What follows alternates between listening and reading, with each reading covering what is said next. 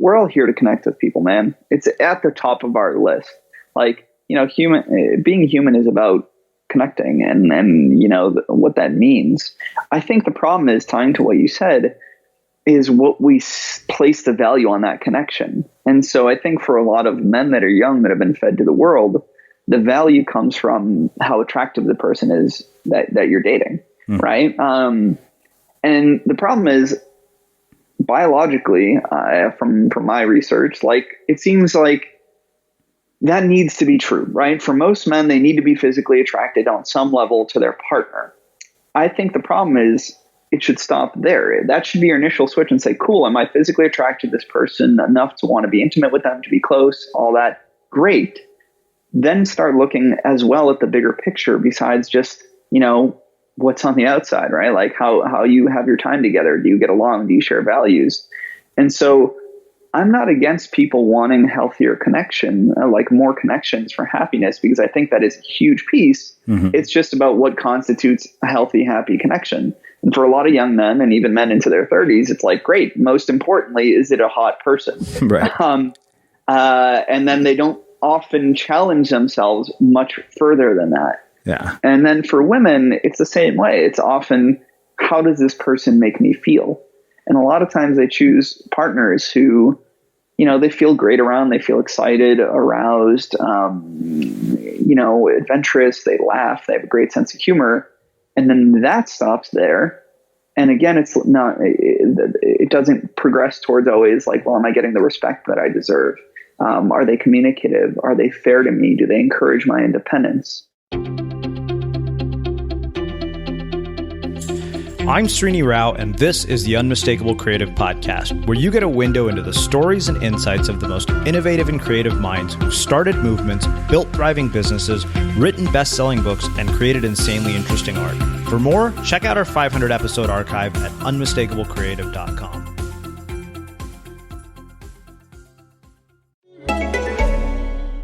First feels good. Like being first to share the latest summer anthem with your friends. So here's a new first for you. Samsung Galaxy 5G. Yes, 5G now on Galaxy, which means you can be first to even more. Like streaming the latest TV show with virtually no lag, so you can be first to tell your friends all about it. Samsung Galaxy 5G. Feels good to be first. Now available on Galaxy S20 5G and A71 5G. 5G speeds vary and require optimal networking connection. Factors include frequency, bandwidth, congestion. See carrier for availability. Nick, welcome to the Unmistakable Creative. Thanks so much for taking the time to join us. Hey, thanks so much for having me. Yeah, so I actually know about your work because I am one of your clients, and we will actually get to what your work is about. But before we get there, I want to start by asking you, what social group were you a part of in high school, and what impact did that end up having on your life and your work? Yeah, so I was kind of the kid that hung out with everybody. So I grew up in town called Randolph, Massachusetts, and it was, I think at the time, statistically the most diverse town in New England.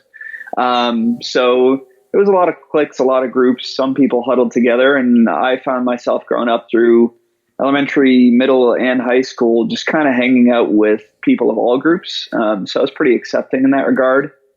And I think that kind of gave me a well-rounded perspective on just all sorts of people, their problems, different backgrounds, different upbringings, going to their house and being in different communities and cultures. So I think it really kind of opened my perspective. And maybe I didn't realize, now looking back, how many people deal with, racism and all that stuff, because that just never was a part of my life. So that's kind of been a shock over the last 10 years to see that and see things changing. When it just was like totally normal to hang out with anybody and everybody back then.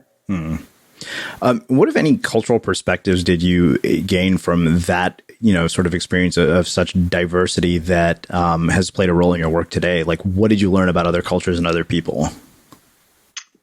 Yeah, I think the biggest thing I learned is, we're all people, right? I think that sounds so cliche, but sure. That's what it was. Is like, it's, when you don't understand something, it feels foreign. It feels different. And there's a lot of unknowns there.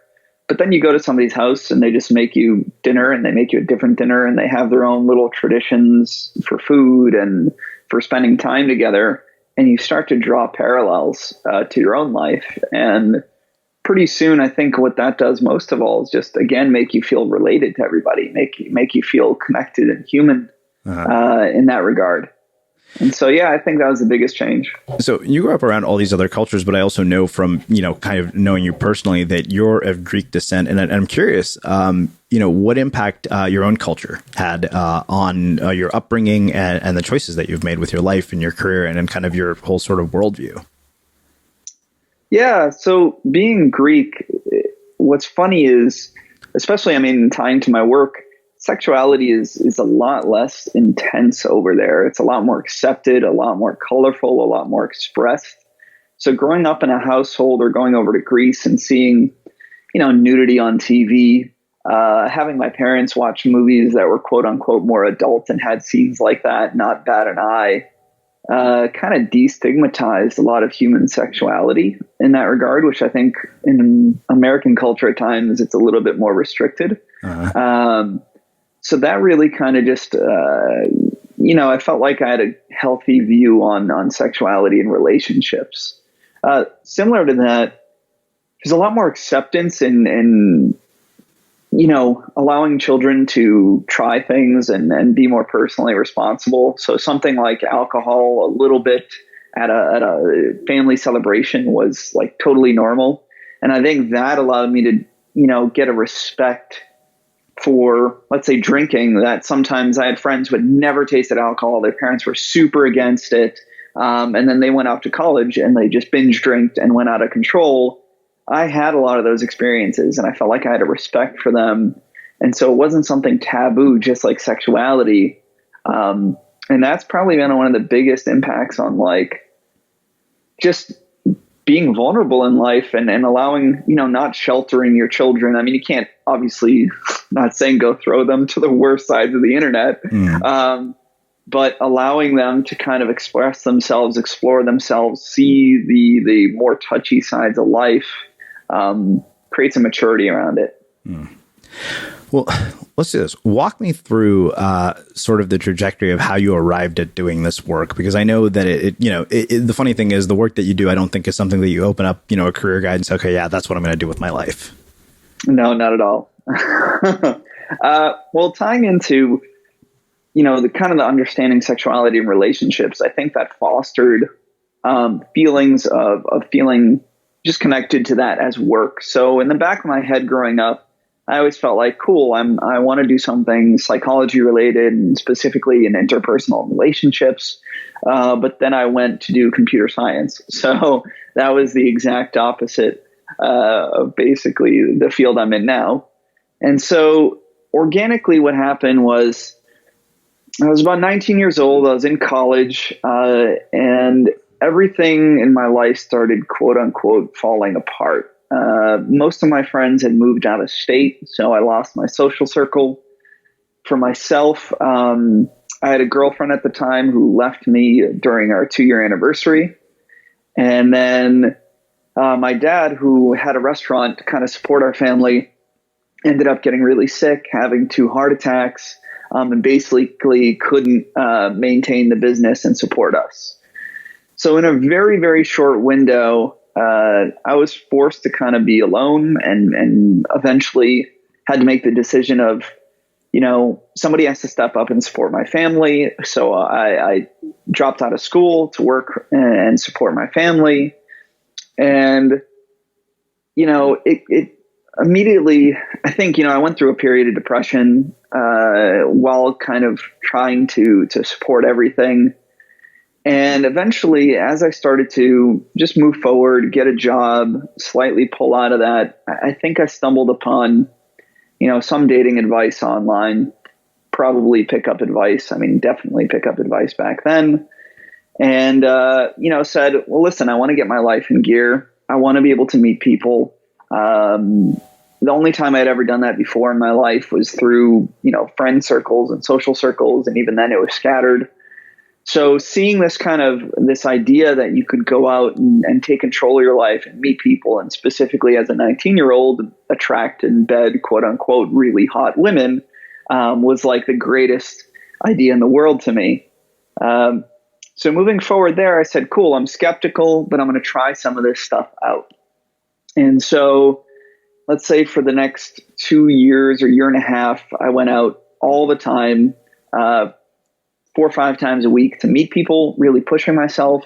In that first year, 18 months, I got pretty good at it, quote unquote. I was making a lot of new friends. I was dating around. And so people started taking notice that I was friends with, and even other coaching companies. And I had one of my best friends at the time that was still there come to me and basically say, hey, listen, this is pretty awesome what you're doing. Do you think you'd be able to teach me?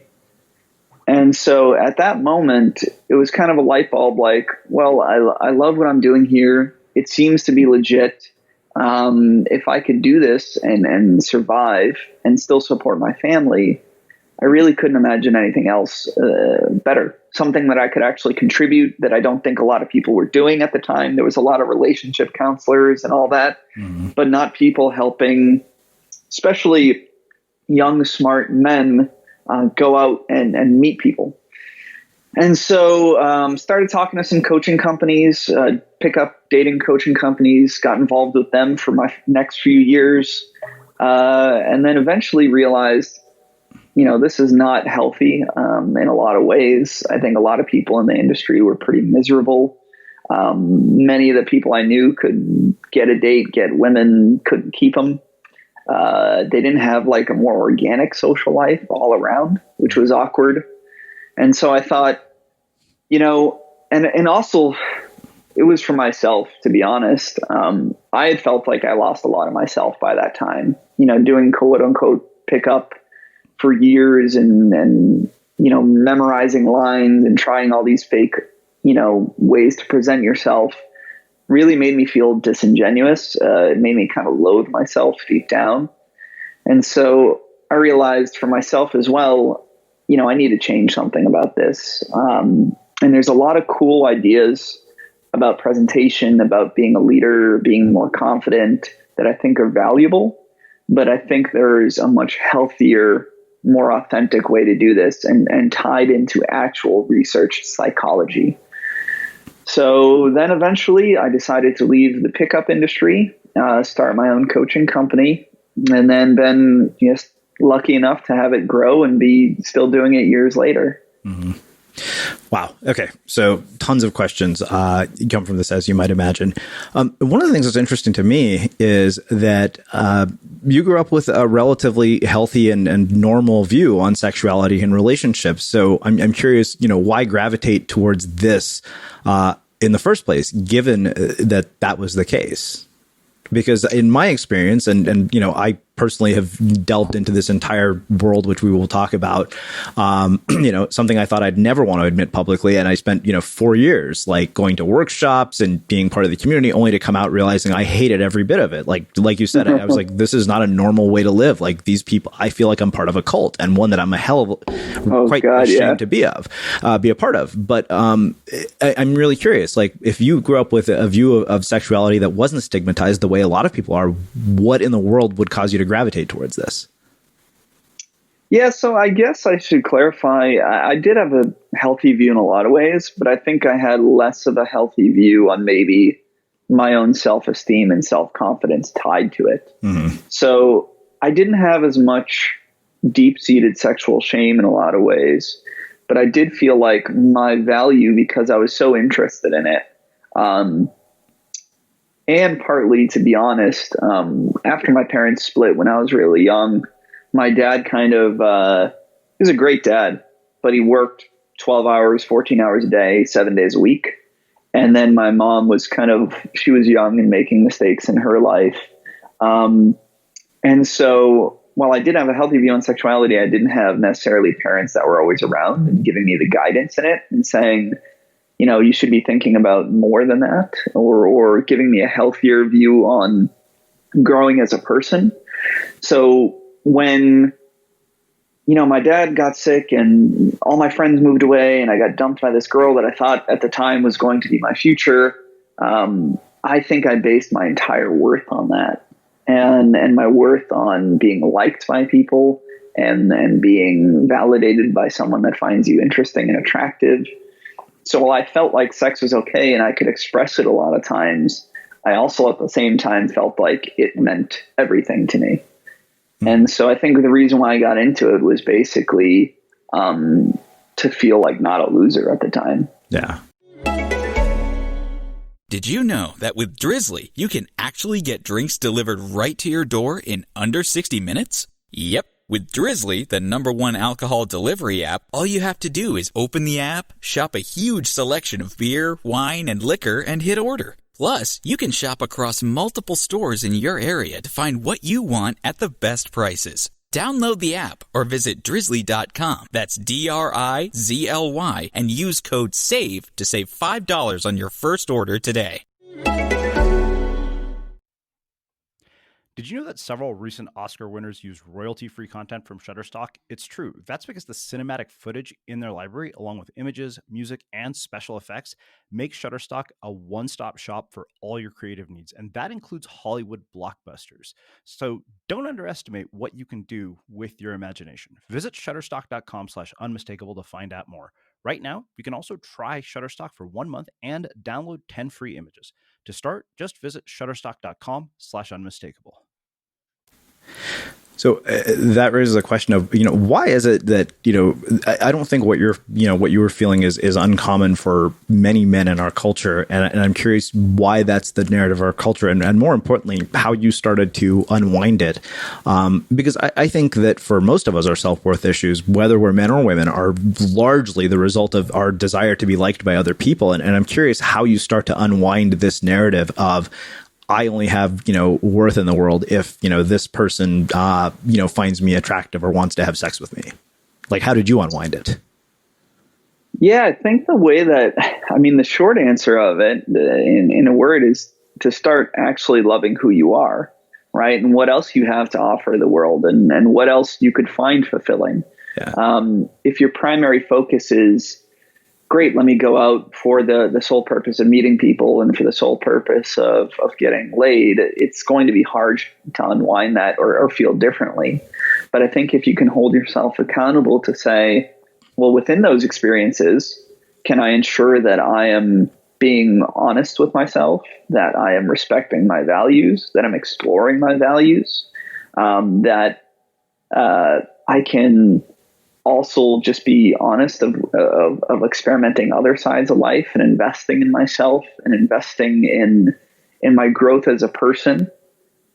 So the more that you show up within those experiences and then also find ways to grow and respect yourself and be more authentic in the bigger picture, the less inclined you feel, I think, to tie your value to it, right? Because if I start focusing on great friendships, or I say, I want to get healthy, to feel better about myself, to play more sports, and you get involved in that. And then you get references that are like, wow, this is really rewarding to me. I feel happier. I feel more passionate. I feel more alive.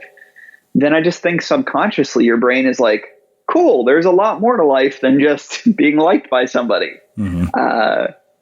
So yeah, it's really taking care of yourself. Self-care is probably the biggest answer.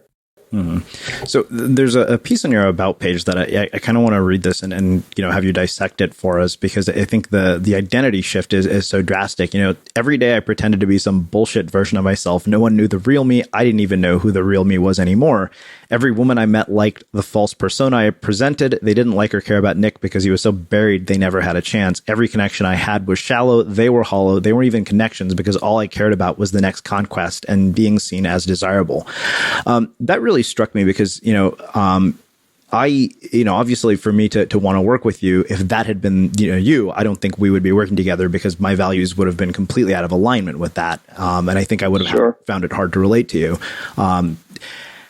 And I'm curious about, shedding one identity and making such a radical identity shift especially when it had been part of your life for such a long time, because I think that one of the things personally that I think I struggled with, and I think maybe even to this day I still do to some extent, is how much sort of bad programming came from the 4 years of being part of this community, and how many unhealthy views were the result of it. Like I had friends who said, it was about a year or two after I walked away, we were finally able to start feeling fucking normal again and having normal conversations with people. You know, friends who went to therapy to fix all this and finally met their, you know, wives and husbands. And they're like, you know, if we had actually behaved that way, we would have blown every opportunity we had. Sure. So let me restate the question is how do you make this transformation? Yeah. Such a large transformation within this? Yeah, absolutely.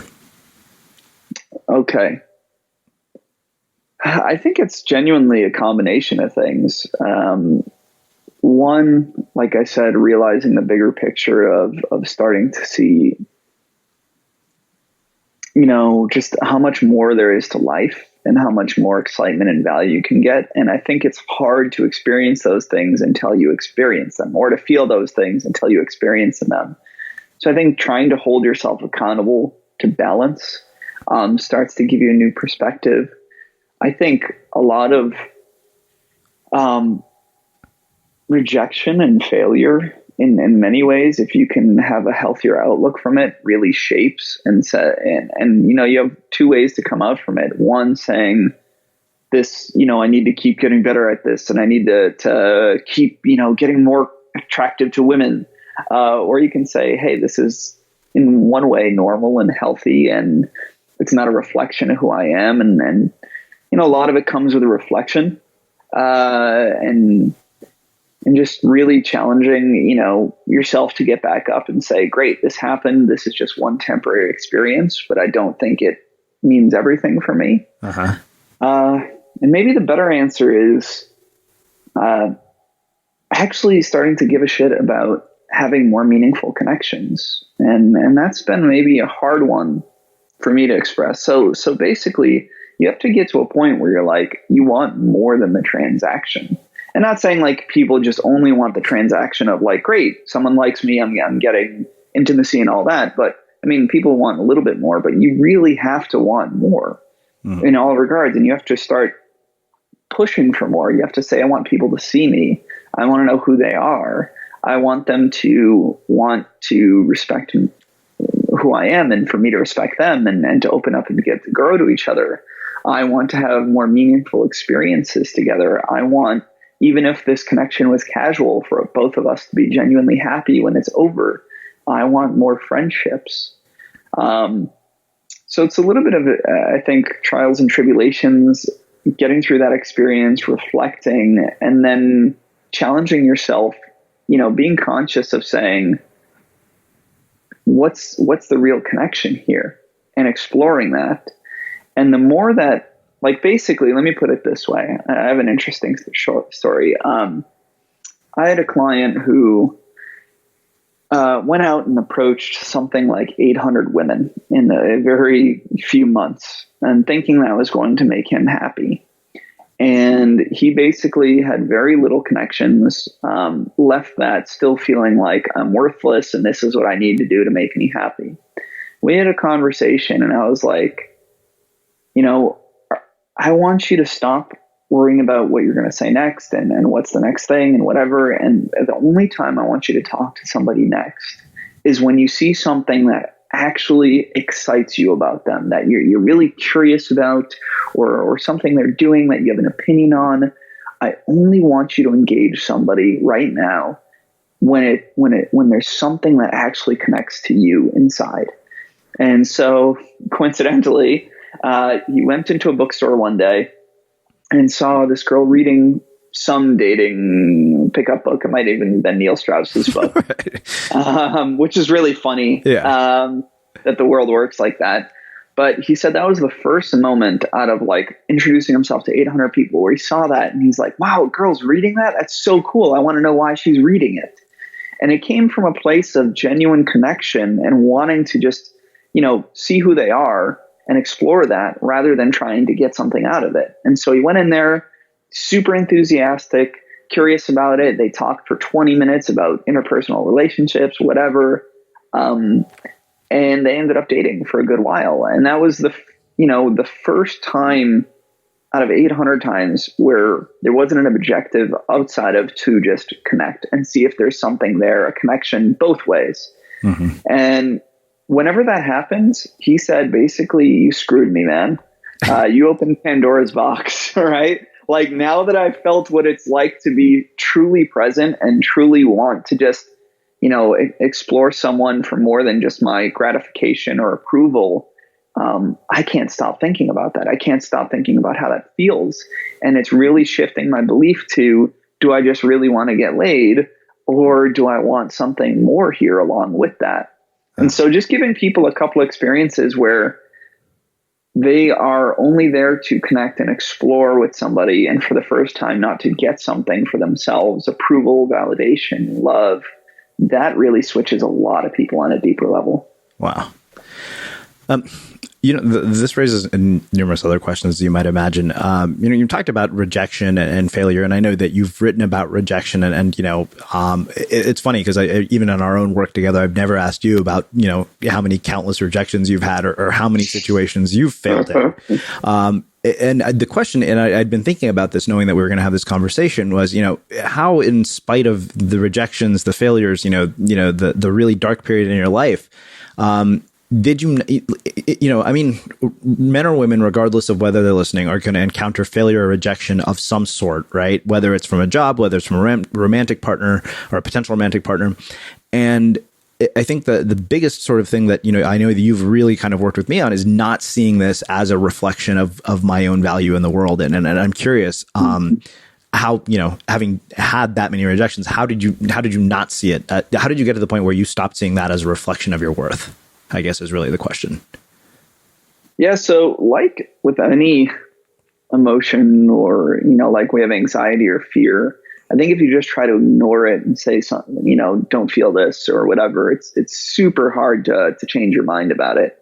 And I think replacing that with a healthier thought process or pattern or action starts to change, the default response. And so I think within that, it's going to suck, man. Nobody likes to have an awkward moment and have somebody say, hey, I don't find you interesting in this way or attractive in this way. There's no way to cut it. I think to not let it get over your worth is to say, first, okay, after I process that, what could I learn from this, if anything? What could I improve upon?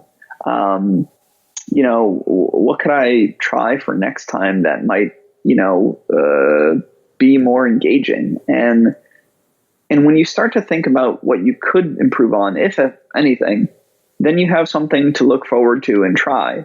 And then it starts a pattern where you're like, cool, well, this sucks, but what else could I do, or how else could I take more action? Mm-hmm. You slowly start to do that.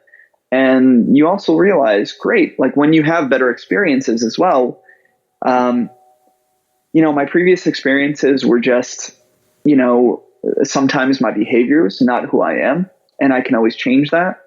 They're just temporary. New people, not saying you should again base your worth on it, but I can have experiences that are completely different and with people that will engage me.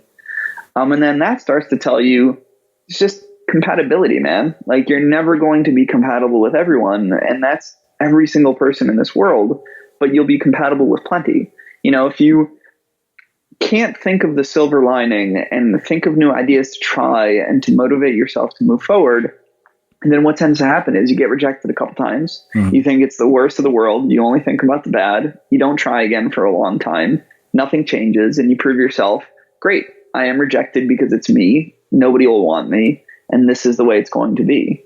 But if you can slowly start to say, cool, what can I learn from this? How could I grow? How could I take another shot? Could try. And then you start shaping your reality with experiences that are completely different. I think it gives you that honest perspective. It really shows. It's hard to hold on to beliefs when your experiences are saying otherwise. Mm-hmm. But at the same time, it's hard to have those beliefs without experience. Right. The other thing that really struck me is why is it that so many people, particularly men, think that this is going to make them happier? Like, hey, having, the ability to sleep with hot women is going to make me a happier person. And why did so many people base their self-worth on it? Like, why do we do that? Because it feels amazing. I'm just kidding. Yeah. I mean, I'm sure that's a big part of it. Sure. It's everywhere, dude. I mean, if you really think about it, in almost every facet of life, we're told that's what's going to make us happy. It's in every movie. It's in advertisements. It's in your parents' upbringing saying you need to find somebody, you need to get married. It is what we look up to and people with status. Oh my God, they got, arm candy and they got this beautiful person. I just think we have a million different stimuli saying this is what matters.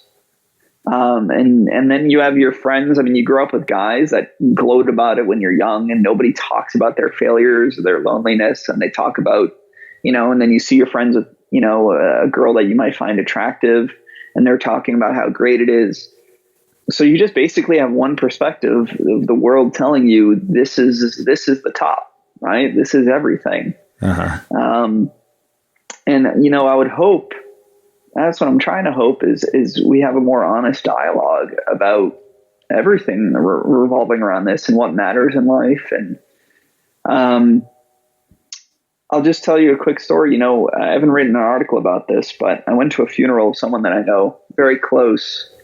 And, he was super charismatic, super awesome, and all that. But when people got up there and it was like a 3-hour service and we're crying, like what people genuinely remembered and what mattered was like who he was as a person, everything he did, the moments that he shared with them, the moments he was there.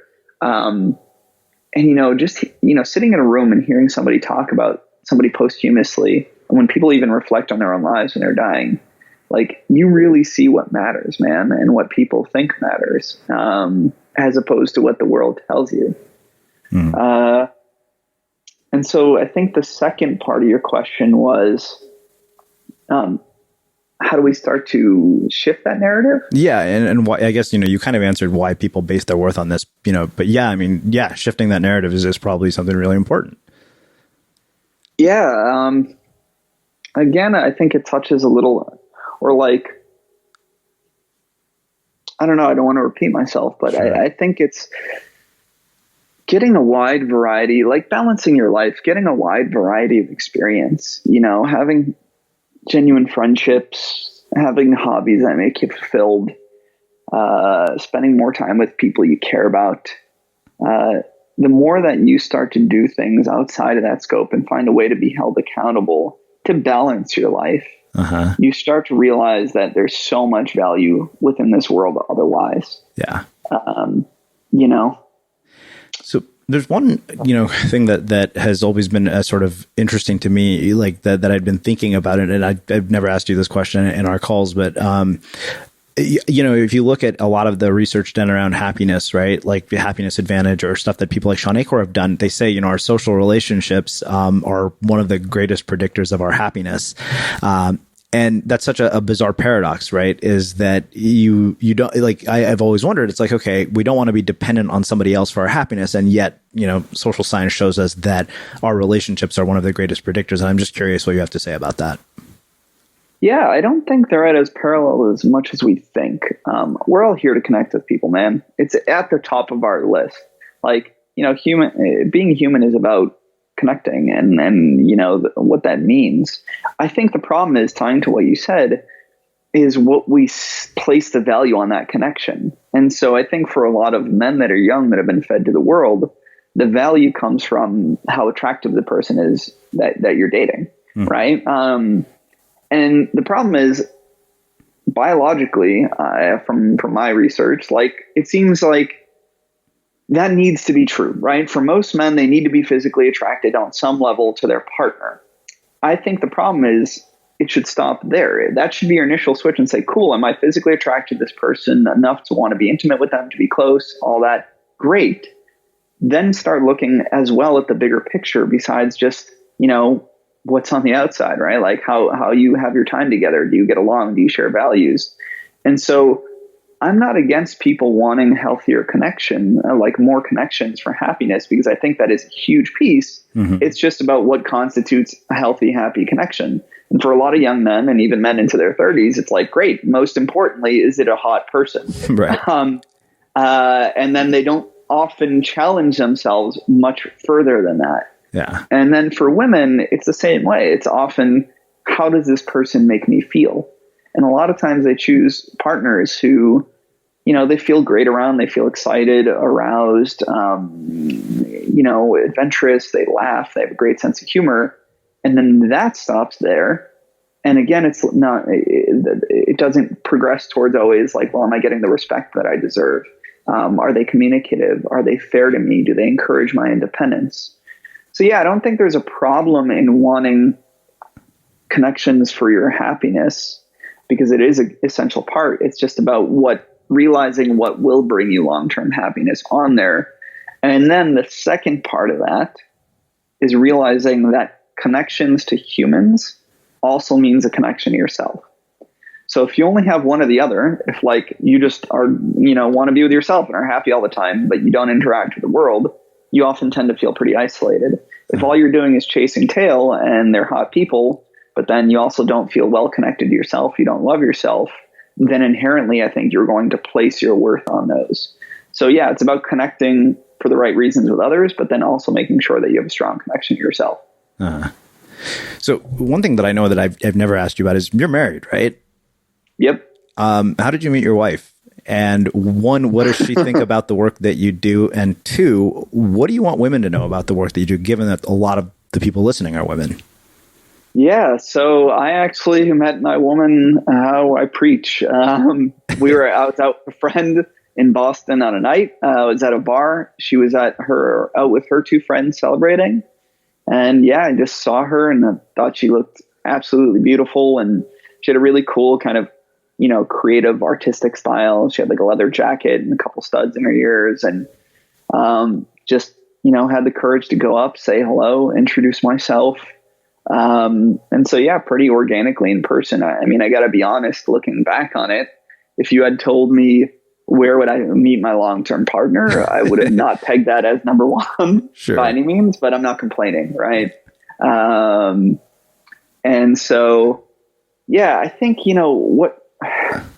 what a lot of women have to understand is that I think the majority of men trying to learn about improving themselves, and especially in a dating aspect, deep down are doing it for healthy reasons, even if all the time they can't see it on the surface. Like, I think there's a misconception that men want to learn this to deceive people all the time, to somehow manipulate people, to convince somebody who doesn't want to be interested to be interested in them, to be disingenuous.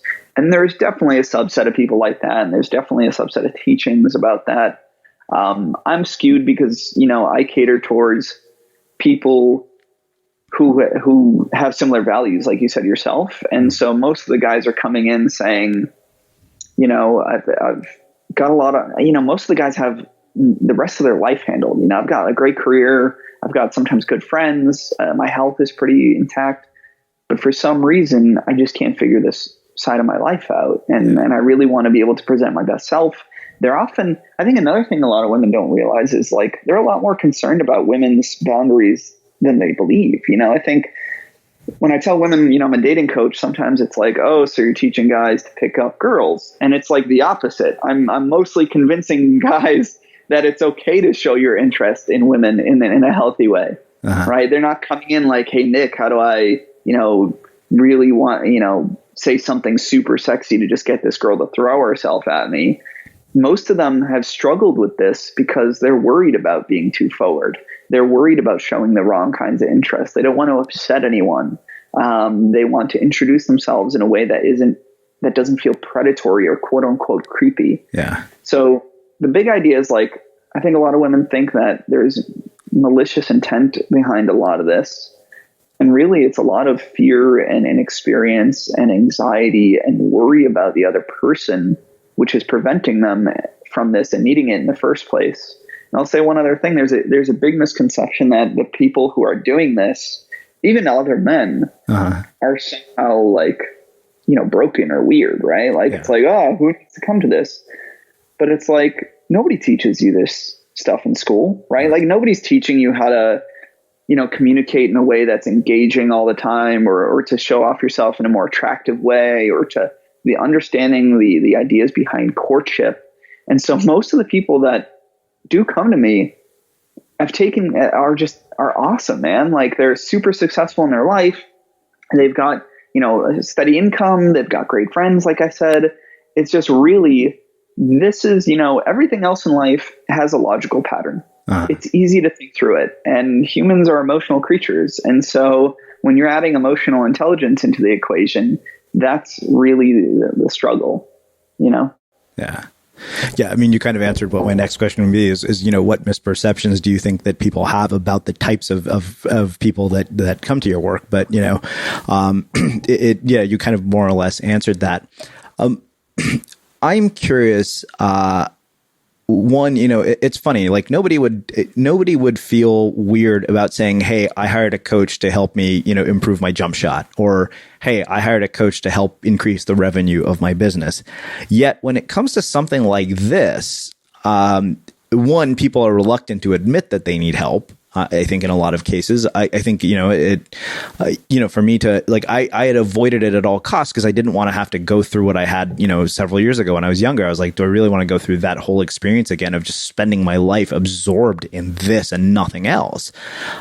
Sure. But I'm curious, why is it that, we're okay? Why do you think it is that we have this narrative that, hey, it's okay for us to hire coaches to, help with our sports or our business. But when it comes to the idea that, hey, I need a coach for improving my social skills, we have such a sort of weird feeling about it, like a stigma associated with it. Because I remember even, when I wrote that piece on Medium, you said, wow, I didn't know that you were going to publicly admit that, you had hired me. Yeah. I mean, I was shocked, man. Just because, like you said, I've worked with people for years, and they believe in my work, and they love it, and they've grown from it, and they have healthy connections, and they're still terrified of telling anybody that they've ever done anything to improve themselves in this regard. And really, I think it comes back to, we're as men told that like your value is like, can you attract women, and specifically attractive women? Throughout thousands of years, that's been like a huge indicator of status and power. Your friends, people judge you for it, all these things. And so to admit that you need help in this regard is to admit you failed as a man for a lot of people in their head, right? It's, I am somehow failed as my responsibility as a man. I'm inferior. I am unattractive because of it. And this is something I should be ashamed of because supposedly I should be able to do this. And so I think really it comes from the stigma of like, again, I must be worthless, or I must be some kind of loser to have to do this. And nothing could be farther from the truth. I mean, and worried that, if that ties to this is unnatural that I need this, then when other people find out, and especially women, they're going to think that, I am strange and I am different and I am, not, regular guy in that sense. Mm-hmm. And so I think it's a lot of shame and insecurity around it. I don't know of almost any other field that you could say, hey, I get coaching for this. And then people have, any hesitation about expressing. And it's actually been a huge part of my business. Most of my business is super organic. People find out about me, they read my stuff. But even getting personal referrals and people to share out is extremely difficult, because that requires you to tell somebody who knows you, hey, I needed this help. Yeah. Well, now about 10,000 people are about to find out I did. Interesting. So I want to get to another part of our conversation, which I know you and I had sort of alluded to via email. And this is something that's interesting to me in particular, because, we have what you said, men are concerned with expressing interest. And now to add to all of this, we have this cultural epidemic of sexual assault that is happening left and right. And I'm curious what your perspective is on all of it. I'm guessing you probably saw the latest thing about Aziz Ansari's bad date. Oh yeah. Because I think that now, suddenly the very issues that you're, trying to help men deal with are becoming, more and more prevalent. Like suddenly you're kind of like, wow, okay, where's the line? And holy shit, like the last thing I want is to be accused of sexual assault.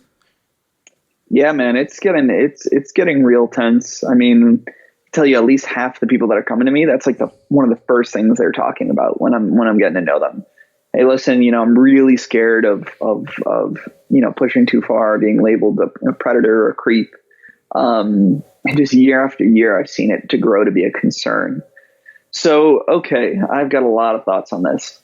To start, I am super happy that this movement has even started. I think it was much needed, way overdue, because whether people believe it or not, there's so many people saying, well, why didn't they go through the proper channels, and why is everybody making a big stink of it out loud? And it's like, well, a lot of people did go through the right channels. A lot of people went to police. A lot of people reported these things, and just they were ignored for a long time.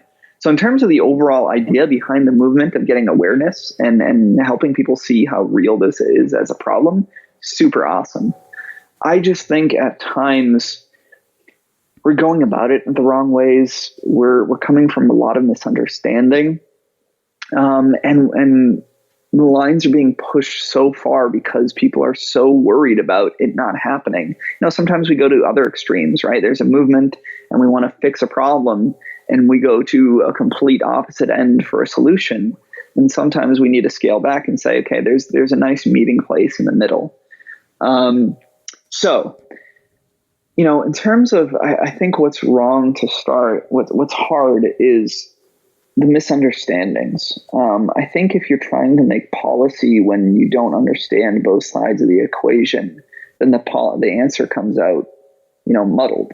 And so, like I said, I think a lot of men misunderstand how prevalent it is, how impactful it is when something like sexual assault happens or rape happens, or just sexual harassment.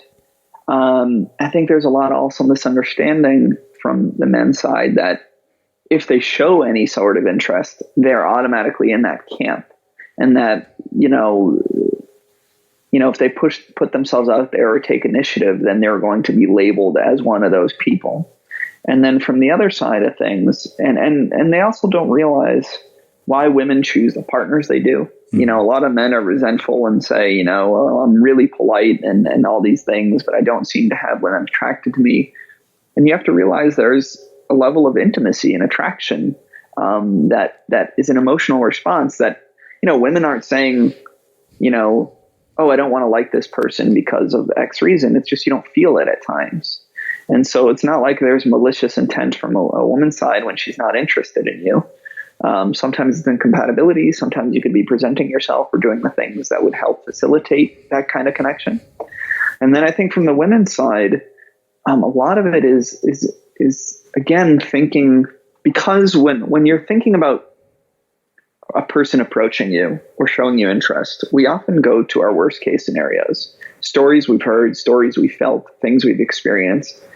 And then it's easy to say like, well, that's how it's going to be, or that's how a lot of men think. And they think, a lot of guys are just, when they're showing interest or being forward, it's with the wrong intent. It's with only to get into their pants. And so there's a defensiveness and worst case scenario situation in a lot of women's heads that I don't think is the norm. And so you have two sides of the equation, both misunderstanding each other's intentions, misunderstanding the problems we face, misunderstanding the reason why we do the things we do. And I think in a lot of ways, the extreme sides of both, I'll say the red pill male movement, and the extreme sides of feminism are really hurting the conversation that needs to be had and creating a lot of resent, a lot of animosity, and a lot of fear. Like for me, what's really scary right now is I think there's a lot of young boys and girls who are learning like, well, you can't talk to a girl or show her interest because that's wrong and you're going to get in a lot of trouble. And I think there's a lot of women that are saying, be cautious of all these guys because they only have one thing on their mind, or there's a good chance that something bad is going to happen. And that's like the biggest fear for me is like, great, we're having a conversation about shit that needs to happen, but we're sometimes having a lot of misunderstanding. We're speaking in emotions all the time instead of logic and trying to rationalize things and look at data. And then we're not trying to come to a mutual understanding. A lot of times it's like, well, the solution is like, I need to do whatever I can to protect myself. So yeah, there's, and I think where that leads to, just wrapping this idea up, is we need to understand, we need what I call a new protocol. The answer to say, like, nobody can ever go talk to somebody or show interest in somebody without ever realizing that the other person's interested back. I'm not saying anything that would constitute as legal sexual assault or anything, but just like going up to someone and introducing yourself to a stranger or telling them that you like them and want to grab a drink. That we have to find a way to be able to have people to initiate, whether it's male to women, male to female or vice versa. Because if you take that away, a lot of courtship and romance doesn't work.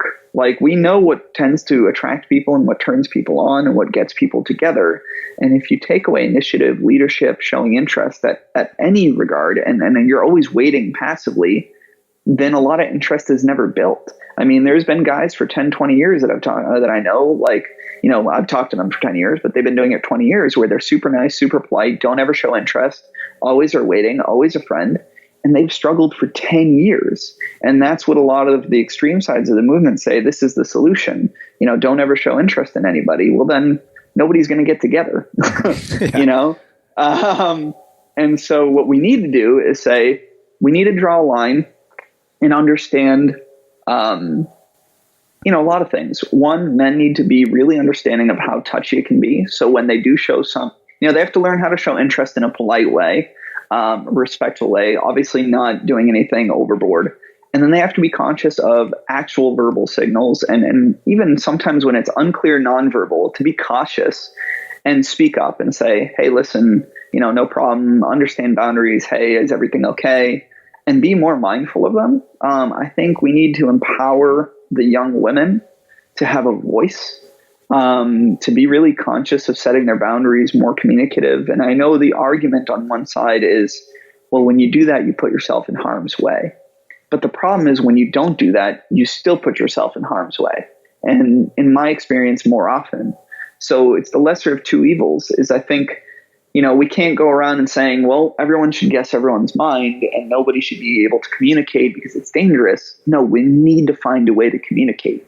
That's how we work as people.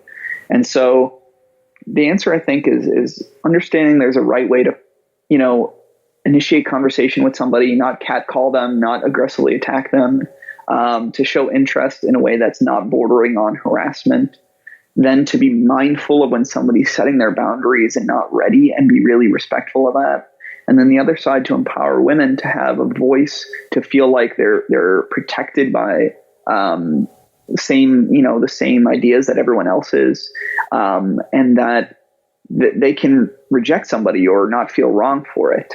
Because I think if we don't find a new communication protocol for courtship and romance, like I said, I think there's going to be a lot less relationships, a lot less healthy relationships. And I think we're breeding a young society to fear each other. And that's really scary. Wow. So I want to finish with two questions. One, I don't know why I didn't ask this earlier in our conversation. What is it that you find, across working with thousands of people, having met your wife, what is it that ultimately leads to a meaningful and intimate connection between two people of the opposite sex? Yeah, I think especially if in terms of meaningful, if it stays, right? If we're not talking about just a quick casual connection. Sure. I use this word a lot, but I think a deep level of respect for each other.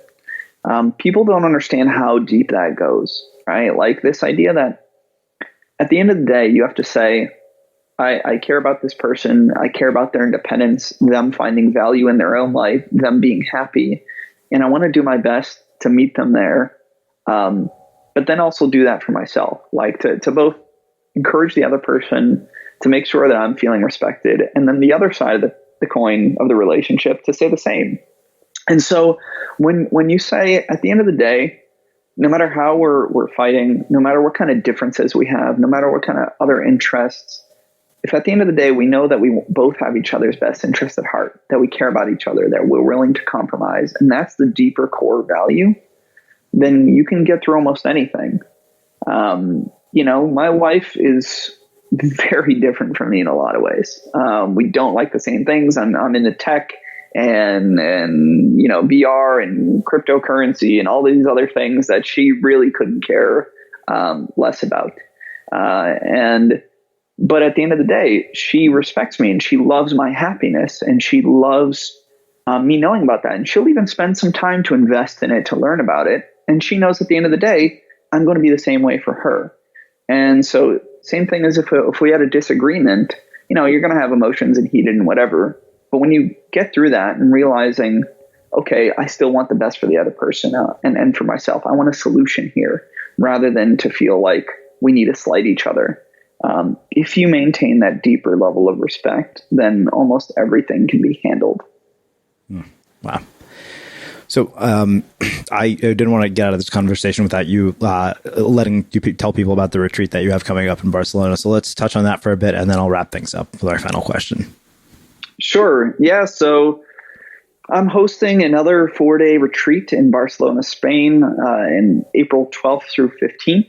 And the idea is it's a confidence retreat. Okay. And it's about, on one end, it's the confidence to meet people and express yourself and communicate and create those healthy connections. And specifically, it's a men's retreat, so with a lot of women. But on a deeper level, it's starting to, again, love yourself, understand who you are, understand your values, your boundaries, all these things. What's going to make you more fulfilled in life so that it ties into that. Because if generally you're happier and fulfilled and all the things I just said, it's a lot easier to talk to people, to engage them and actually be present and to create a meaningful connection. So it's funny because a lot of people come in saying, I really need to improve my romantic skills. But at the end of the day, almost every single time at the end of the retreat, nobody says that was like the core value they got away. It's like, I'm self-actualized. I want to do more in life. I want to, I didn't mean for this to happen, but every retreat, 1 or 2 people realize that they do want to quit their job and end up opening their own business or moving to a new career.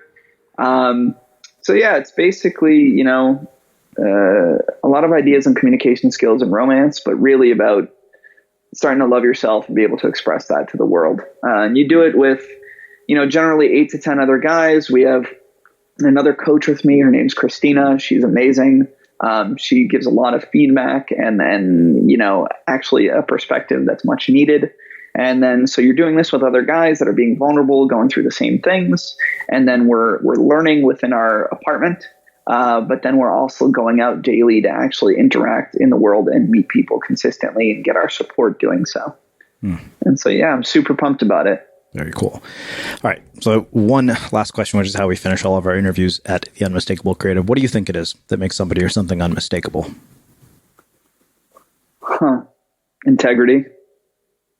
If I'm learning the word, if I'm hearing you right on unmistakable, I think I hold integrity at the top of my list for qualities of people. I think at the end of the day, if I can trust somebody is who they are and they're secure in that in a lot of ways, or at least secure in allowing other people to be that way, that's what really matters. Is if somebody has is good heart and eventually is willing to hold to good values and not hate on other people.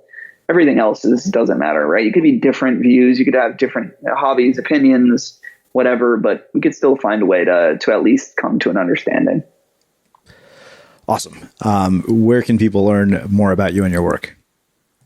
Yeah, so you can learn more about me at my site, nicknotas.com. That's NICKNOTAS.com. And the retreat is there on my menu. Just click the retreat button and you'll see the Conquer Confidence page. Awesome. And for everybody listening, we will wrap the show with that. Thank you for listening to this episode of the Unmistakable Creative Podcast. While you were listening, were there any moments you found fascinating, inspiring, instructive, maybe even heartwarming? Can you think of anyone, a friend or a family member who would appreciate this moment? If so, take a second and share today's episode with that one person, because good ideas and messages are meant to be shared. This is Acast Recommends. Every week we pick one of our favorite shows, and this is one we think you're going to love. Sleep struggles, reassurance, and major fears. There is a reason why I named my show the AT Parenting Survival Podcast. My name is Natasha Daniels, and I'm an anxiety and OCD therapist, and I'm also the mom to 3 kids with anxiety and OCD. Trust me, the irony is not lost on me. Join me every Tuesday as I give parents a real and raw view of what works and what doesn't from a therapist and a mom's point of view. Subscribe to the AT Parenting Survival Podcast on Apple or wherever you get your podcasts. Acast is home to the biggest podcasts from the U.S. and around the world. Subscribe to this show and hundreds more now via Acast or wherever you get your podcasts.